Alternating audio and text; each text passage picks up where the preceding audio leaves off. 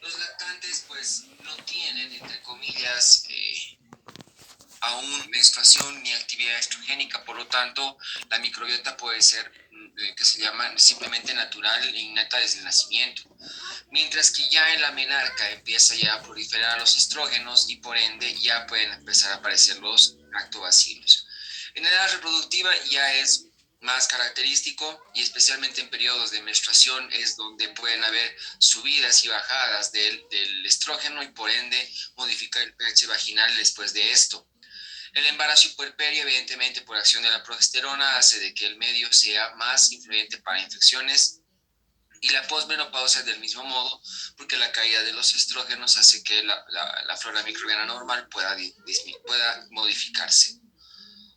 También tener en cuenta de que las toallas y duchas pueden modificar, el dispositivo intrauterino modifica también la perspectiva, o es más, los hilos pueden hacer medios de cultivo para la colonización de otros gérmenes. Por favor, infórmeme si los demás escuchen bajito, como dice la doctora.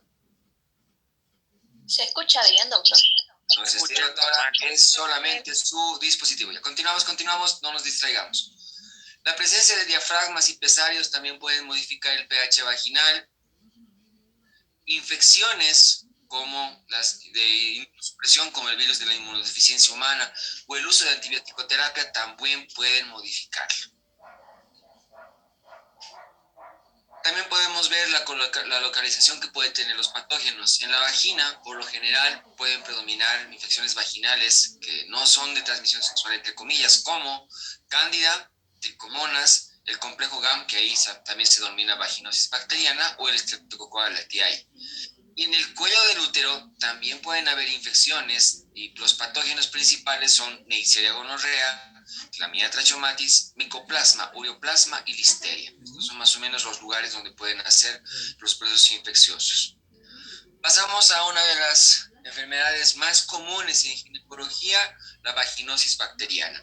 Es un complejo compuesto por Gardnerella vaginalis, anaerobios, mobiluncus y Mycoplasma.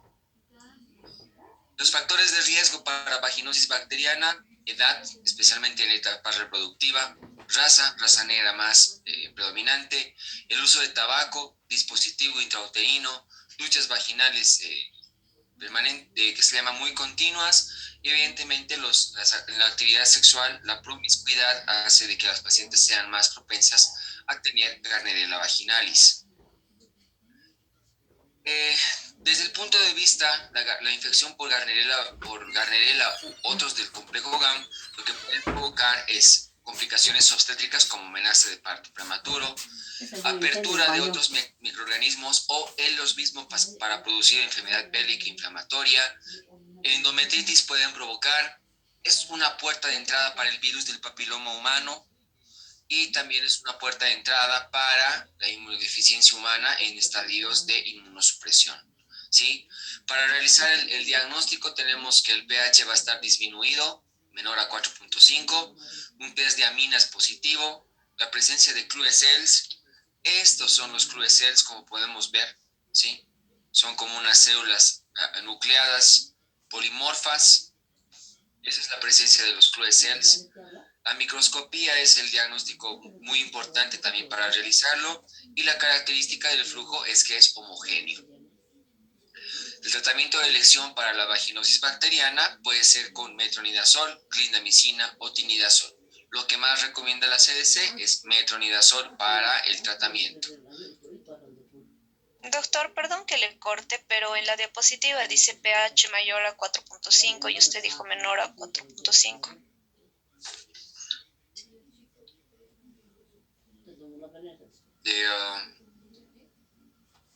Le estoy tratando de poner ácido, ¿no?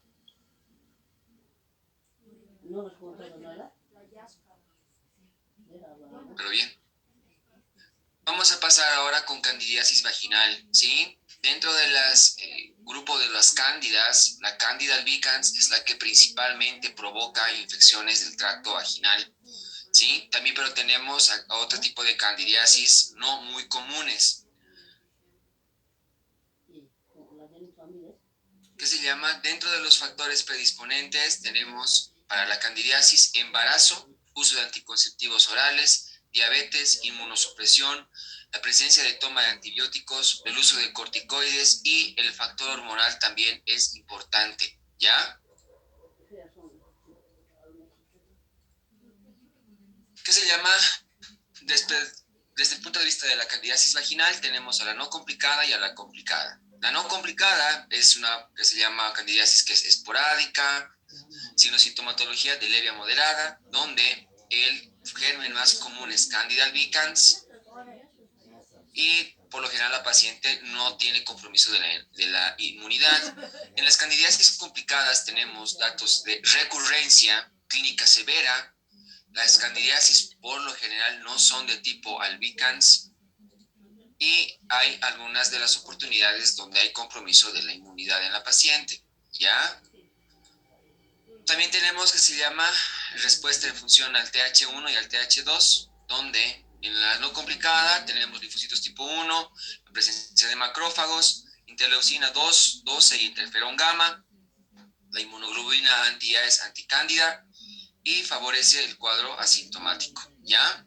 Mientras que en la respuesta TH2 son los linfocitos TH2 los que están presentes, las interleucinas, que se llama, son 4, 5 y 10, la presencia de mastocitos en el cultivo, la inmunoglobulina E y la candidiasis es recurrente en ese tipo de casos.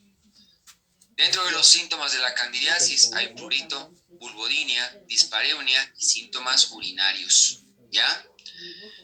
Y también pueden haber el flujo, la característica es que sea como leche cortada, va a haber eritema de la vulva o de la vagina, lo que esté comprometido, puede estar edematizado y también puede haber la presencia de úlceras y descamaciones. Para el diagnóstico lo que vamos a hacer es lo ideal es ver en el cultivo la presencia de hifas o blastóforos de cándida, ¿no? Aquí lo podemos ver claramente como si fueran ramas y terminan igual en unas bipolaridades de células. Para el tratamiento vamos a utilizar, que se llama, el de elección siempre va a ser el clotrimazol. Pero también tenemos alternativas como fluconazol, ketoconazol, fluconazol o el itraconazol. También podemos utilizar antifúngicos como la anistatina y el ácido bórico, también se ha demostrado la efectividad. Pero no hay nada mejor que el clotrimazol, como dice la CDC. Tenemos más, sin embargo, también otras infecciones endógenas como la vaginitis aeróbica, que es de estreptococos grupo B y enterobacterias, la presencia de vaginosis citolíticas, que es por Leptotrix, ausencia de patógenos comunes y el tratamiento por lo general va a ser el aseo con bicarbonato de sodio en este tipo de pacientes, ¿no? Son tipos muy raros de encontrar este tipo de vaginosis. Pasamos a hacer el repasito de infecciones de transmisión sexual. Empezamos con tricomoniasis, ¿no? La tricomoniasis es un parásito que invade ectocervix, vagina y uretra. Son los lugares donde puede colonizar este parásito. Los síntomas por lo general son, les voy a agradecer por favor que no rayen la pantallita, les voy a agradecer mucho. Los síntomas que pueden producir son flujo vaginal, prurito, dispareunia, disuria y dolor pélvico. La característica aquí del flujo vaginal es que es amarillo, y que se llama, puede presentarse el eritema vulvar con el patognomónico y signo de la colpitis con puntos rojos o cuello aframbuesado, ¿ya? Aquí para el diagnóstico va a ser flujo, pH mayor a 4.5, test de aminas positivo, puede haber insuficiencia positiva y también el diagnóstico se puede realizar con microscopía. Para el tratamiento de tricomoniasis, el tratamiento elegido por la CDC es metronidazol, pero también podemos utilizar tinidazol. Otra infección de transmisión sexual importante, la sífilis, producida por la espiroqueta llamada treponema pálido. La transmisión de esta bacteria puede ser sexual, por inoculación, vertical o de transfusión, ¿sí? Y en la historia natural tenemos que pueden haber sífilis que sean congénitas o sífilis que sean adquiridas. Dentro de la adquirida tenemos la temprana y la tardía. Y en función a esto va evolucionando los periodos de la infección. Tenemos el periodo primario, que se va a caracterizar por el chancro, de característica dura y no dolorosa, que más o menos se presenta entre los 10 días a 6 semanas después de inoculado en la bacteria. Si no se hace el tratamiento correspondiente, esta pasa a un periodo secundario que más o menos va entre 6 semanas a 6 meses, donde ya se va a presentar una rociola, ¿sí? Una rociola muy similar a la rociola que puede producir la fiebre tifoidea. Hay más o menos el tórax, que es lo que más se presenta este tipo de rociola, y pueden producirse también los condilomas latum, que significa la presencia de los mismos chancros de inoculación en palmas de manos y en plantas de los pies. También puede producirse inclusive hasta en mucosas. Si no hay tratamiento correspondiente a esta etapa, ya pasa al periodo terciario de la sífilis, donde ya hay un compromiso cerebrovascular, ¿no? Entonces podemos tener compromiso meningovascular, parenquimatoso, cardiovascular o las lesiones gomatosas que son en el último periodo de la sífilis. En la sífilis congénita, es decir, que el producto que a cual durante el periodo de gestación la mamá tenía sífilis, puede producirse que se llama ciertas situaciones. Puede producirse óbito, ¿ya? Aquí las pruebas no treponémicas nos dan los parámetros más importantes como para hacer el diagnóstico de sífilis congénita, ¿sí? También por cultivo, y puede afectar el sistema nervioso central del producto. Y en la clínica los bebecitos que nacen pueden presentar con nariz sencilla de montar, la característica tibia sable, los dientes de Hutchinson, la alteración de la córnea y articulaciones, rash macupapular o la presencia de alteración hepática en los productos. Para el diagnóstico, no hay mejor prueba, entre comillas, que dentro de las treponémicas, que la inoculación en el conejo. Eso dice su bibliografía, pero hoy en día ya no se utiliza mucho. La microscopía de campo oscuro es, entre comillas, algo de lo más importante que se puede realizar en la actualidad, pero no olvidarse que en su bibliografía también dice que la inoculación en el conejo es importante. Pero también tenemos pruebas no treponémicas como el BDLR, el USR y el RPL. Estos dos, el último y el primero, son los que más se utilizan en la actualidad. Dentro de las pruebas treponémicas tenemos la FDA-APS, que goza de muy buena sensibilidad, tampoco carecemos mucho en lo que tenemos en nuestro medio. La TPHA, la MHATP y la TPPA, ¿ya? El tratamiento para la sífilis, el medicamento de elección siempre va a ser la penicilina, ¿no? A estas dosis más o menos. 2.4 millones dosis única, 2.4 millones por 3 dosis, 2.4 millones por 2 dosis, o si vamos a utilizar sódica, no benzatínica, es de 2 a 4 unidades endovenoso cada 4 horas de 10 a 14 días. Si la paciente es resistente a penicilina, los regímenes para utilizarlos es en función a eritromicina, tetraciclina y la ceftriaxona también. Recordar que la paciente que está utilizando penicilina y la damos durante el periodo de gestación puede producirnos un síndrome llamado de Harish-Ishmael, en el cual puede producirse óbito fetal o sufrimiento fetal agudo en el producto.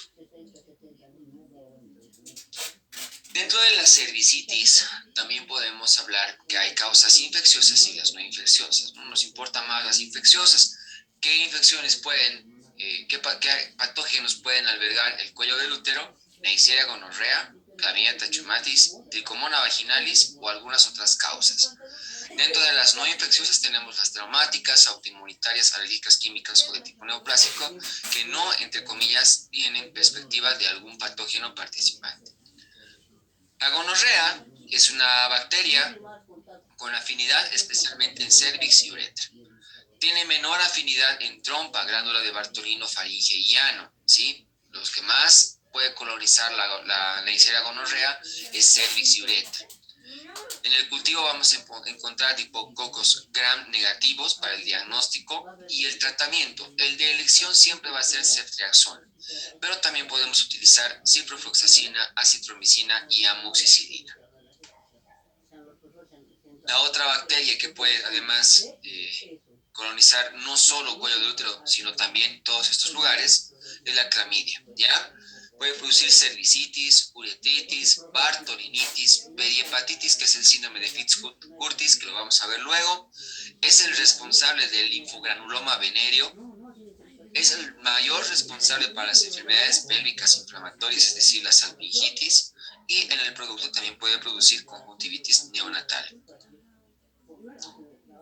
Entonces, el diagnóstico de elección, digo, la forma de hacer el diagnóstico para la clamidia es en función a cultivo, antígenos, podemos hacer PCR para encontrar el ADN o los anticuerpos también.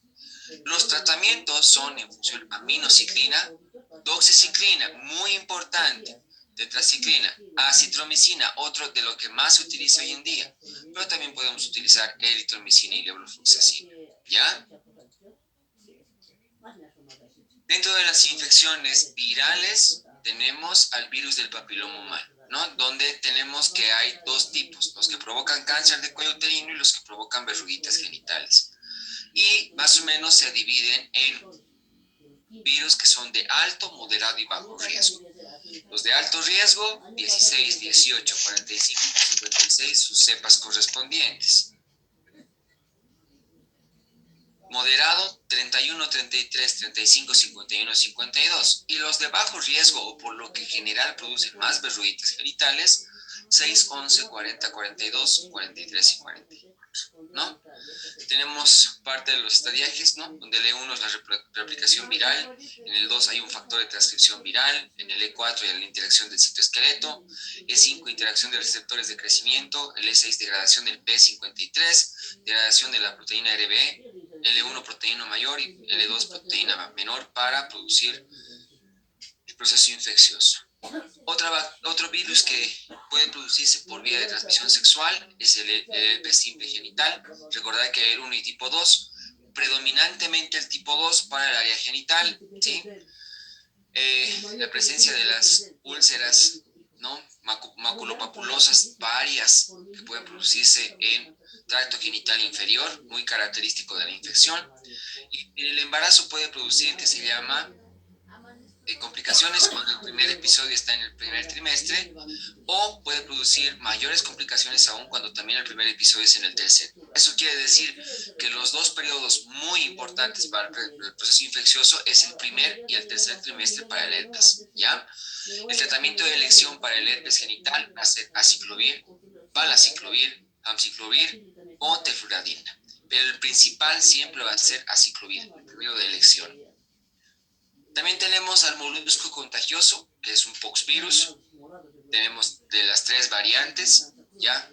Que no va a producir una lesión verrucosa como el virus del papiloma humano, pero sí una infección, una perspectiva papulomatosa, entre comillas, ¿no? No es ulcerada tampoco. Donde el tratamiento de elección para este tipo de infecciones es en función a extracción, curetaje, crioterapia, podofilina, muy utilizada en nuestro medio, y también los inmunomoduladores como el imiquimod.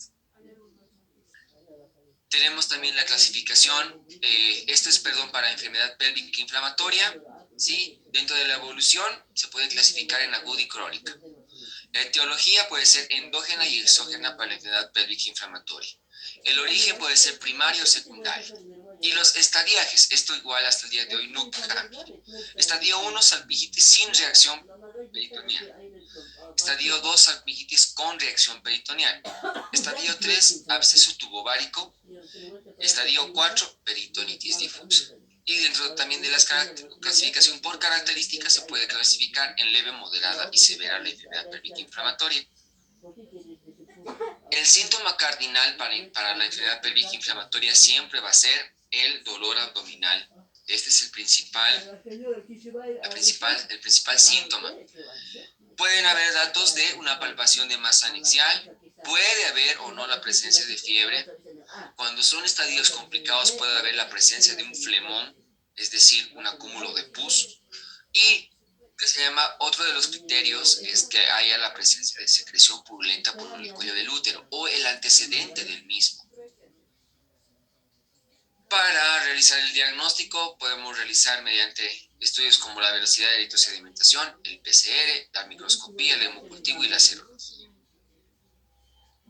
También podemos utilizar estudios imagenológicos como la ecografía, la misma laparoscopía exploratoria, ¿sí? Para hacer el diagnóstico.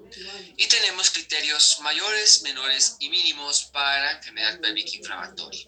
Mayores, dolor abdominal, dolor anexial y signos de infección del tracto genital inferior, ¿no? Es decir, la descarga purulenta que pueda haber en el cuello del útero. Signos, digo, criterios menores: fiebre, inflamación anexial, la presencia de leucocitosis, velocidad de electrosedimentación o PCR aumentadas o test positivos para alguna de las bacterias que pueden producir.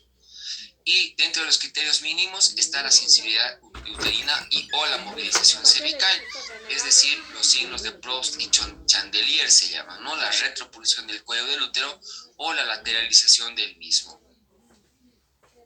Dentro de la gradación tenemos, ¿no? En el estadiaje leve, las trompas están gruesas, móviles y con el ostium abierto. El ostium es decir, las trompas, la luz de la trompa. En la gradación moderada, adherencias hilaxas, un exudado peritoneal y pueden haber adherencias fímbricas o la presencia no de las mismas.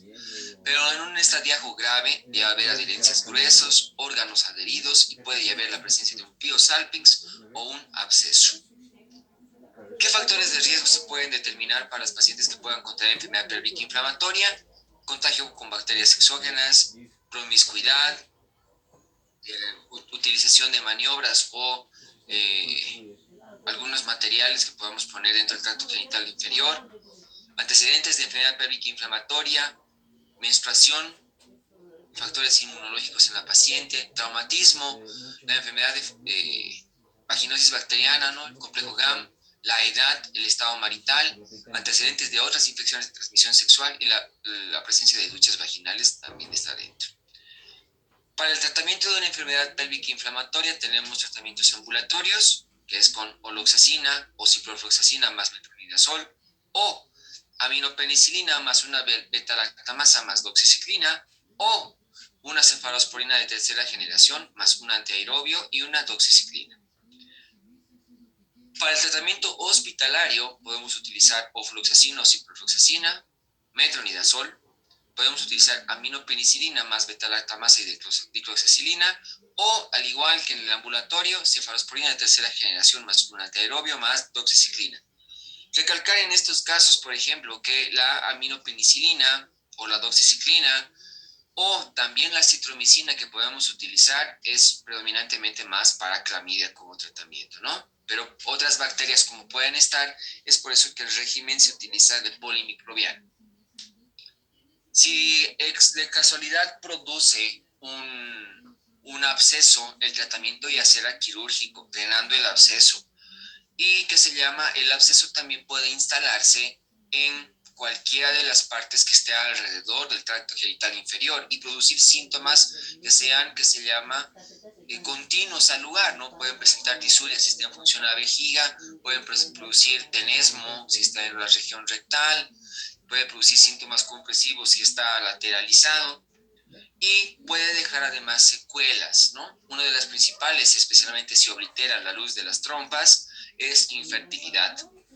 También es un factor de riesgo para embarazo ectópico, dolor pélvico crónico y la recurrencia, es decir, que hayan enfermedades pélvicas inflamatorias recurrentes. Bien, doctores, con el rápido repaso, vamos a empezar con las preguntas. Ustedes son dueños del chat y del micrófono, así que comenzamos.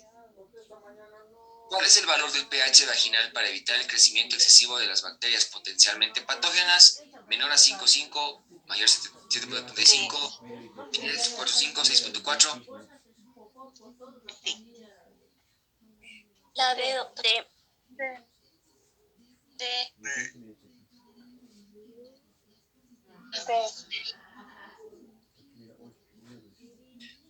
Bajo la influencia de los estrógenos, el epitelio produce glucógeno que se degrada por la acción de las especies de lactobacilos a glucosa y finalmente ácido láctico.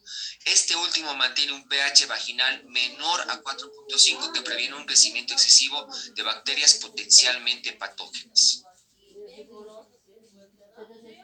Entonces, ¿cuál es el valor del pH? 4,5, ¿no?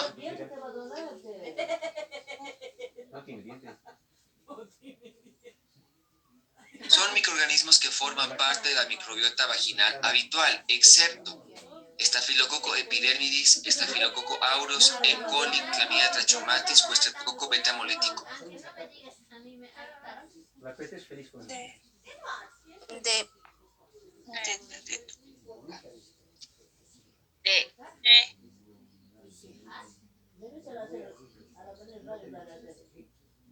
D. Los microorganismos que forman parte de la microbiota vaginal habital pueden incluir bacterias convencionales como hongos como especie de cándida o mollicutis como micoplasma. En cuanto a bacterias, pueden ser aerobias y anaerobias, tanto gram positivas como gram negativas. Las especies más frecuentemente son las del Lactobacillus, luego en orden de prevalencia Corynebacterium. ¿Ya? Las más frecuentes halladas en el tracto vaginal son los siguientes, ¿no? Bacilos gram positivos, Lactobacillus, Corynebacterium, Coccus gram positivos, Staphylococcus, Streptococcus u otros Streptococcus. Dentro de los bacilos gram negativos, E. coli, Klebsiella y otras especies como anaerobios, Coccus, Peptostreptococcus, Peptococcus también, Bayonella, Lactobacillus, Bifidobacterium, Clostridium, Eurobacterium, ¿no? Pero aquí lo que no aparecía era clamidia.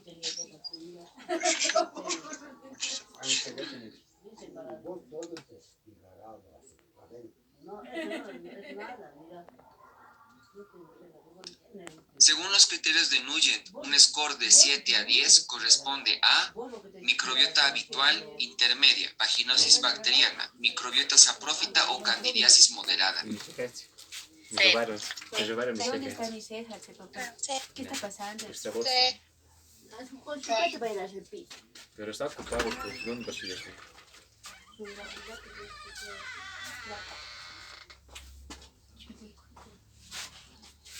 Dentro de los criterios de Nugent, ¿no? Son basados en la adición Gram, que son características morfológicas microscópicas y la presencia de Lactobacillus, Gardnerella o Mobiluncus.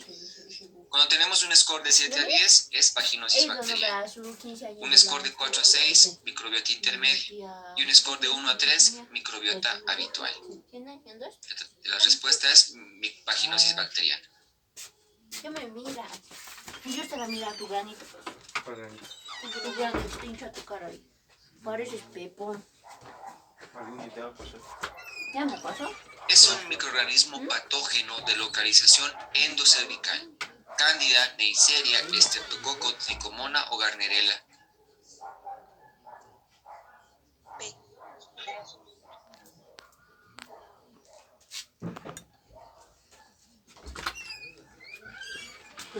Está ocupado.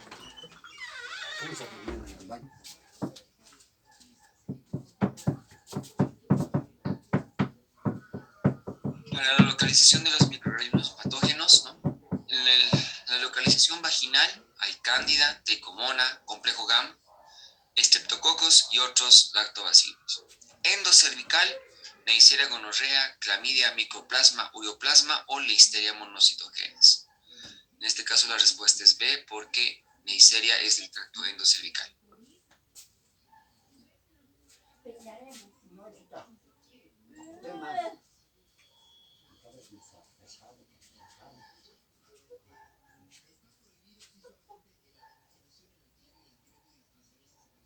Son microorganismos del complejo GAM excepto Anaerobius, Mobiluncus, Gardnerella, Mycoplasma o el Agalactiae. E. Agalactiae.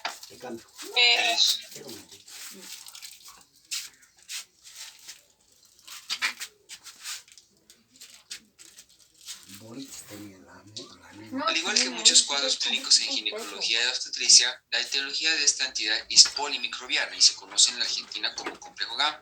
También se lo conoce en nuestro medio y en otros lugares también, no solo es de Argentina. ¿Cuáles son las bacterias que pueden componer? Gardnerella vaginalis, Anaerobius, Mobiluncus y Mycoplasma. Pero en la Galactiae aquí no toca chiste, ¿no?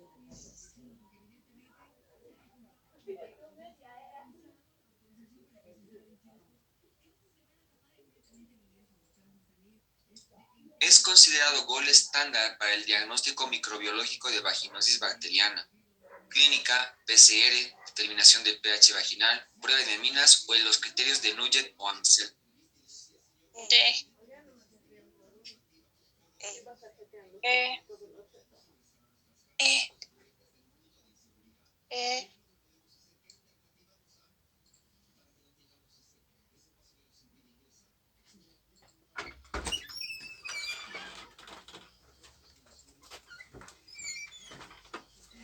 En las infecciones, ¿no? Manejarse solo con la clínica conduce a errores diagnósticos frecuentes, ¿no? Es por eso que para estas infecciones, ¿no? En la actualidad, los criterios diagnósticos más utilizados son los propuestos de Nugent y Amsel, los cuales están basados en las características microscópicas luego de la tinción con técnica de Gram en los extendidos vaginales, ¿ya? Estos criterios son considerados actualmente como procedimiento de referencia gold estándar para el diagnóstico microbiológico de la vaginosis bacteriana. Entonces, los criterios de Nugent y Amsel son los gold estándar Estúpidos. para vaginosis Ele bacteriana. estúpidos, les dicho.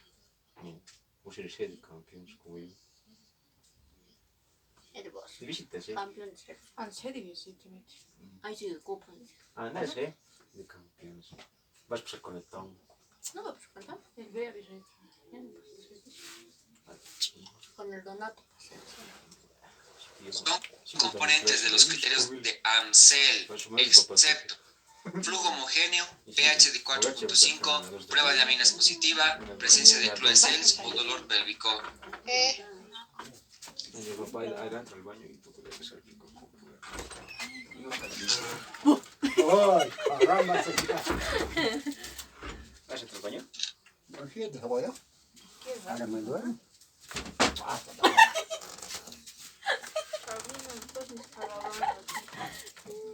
Samsung, Dicho. se me ha caído la mesa. No tiene cerebro, así. ¿Quién? Dicho. ¿Se ha caído? Dentro de los criterios Amsel son suficientes 3 de 4 para los criterios diagnósticos. ¿Cuáles son los componentes de los criterios de Amsel? Flujo homogéneo, pH de 4.5, prueba de aminas positiva y la presencia de Cloesels. Lo que no entra es dolor pélvico.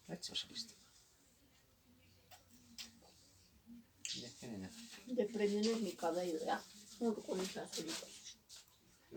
Cote.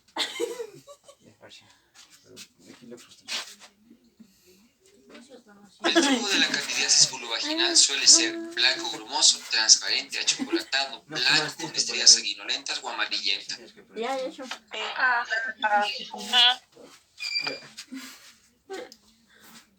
Chao.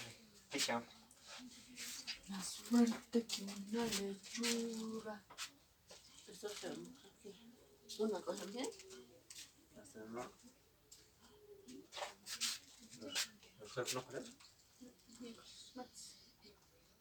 En candidiasis, la sintomatología puede ser asintomática, pero puede haber síntomas vulvares como prurito. El flujo vaginital es blanco grumoso. Pidiendo También pueden haber síntomas urinarios como disuria externa, poliquiuria, que muchas veces se confunden con infecciones urinarias. Suerte y blanco. Blanco grumoso. No, suelto no. ¿Qué fue? Pues, pero ahí estudié, no hay de otra. Suelto sin blanco.